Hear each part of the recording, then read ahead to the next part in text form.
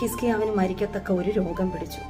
ആമോസിന്റെ മകനായ യെശയ്യാ പ്രവാചകൻ ഹിസ്കിയാവിന്റെ അടുക്കൽ വന്നിട്ട് പറയുകയാണ്, നീ വേഗത്തിൽ നിന്റെ ഗൃഹകാര്യം ക്രമപ്പെടുത്തിക്കൊള്ളുക, നീ മരിച്ചു പോകും, നീ സൗഖ്യമാകയില്ല എന്ന് പ്രവാചകൻ പറയുകയാണ്. അപ്പോൾ ഹിസ്കിയാവ് ഏറ്റവും കരഞ്ഞു.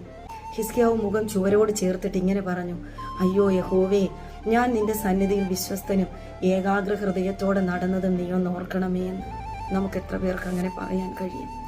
നാം നമ്മെ തന്നെ ഒന്ന് ശോധന ചെയ്യണം. ദൈവത്തിന്റെ മുന്നിൽ നാം വിശ്വസ്തയോടെയാണോ, ഹൃദയത്തിന്റെ ഏകാഗ്രതയോടെയാണോ നാം ആയിരിക്കുന്നത് നാം ചിന്തിക്കുക. നമ്മുടെ കണ്ണുനീരിനെ മറികടക്കുന്നവനല്ല നമ്മുടെ ദൈവം. നമ്മുടെ കണ്ണുനീര് കണ്ട് മനസ്സലിഞ്ഞ് നിൽക്കുന്ന ദൈവമാണ് നമ്മുടെ ദൈവം.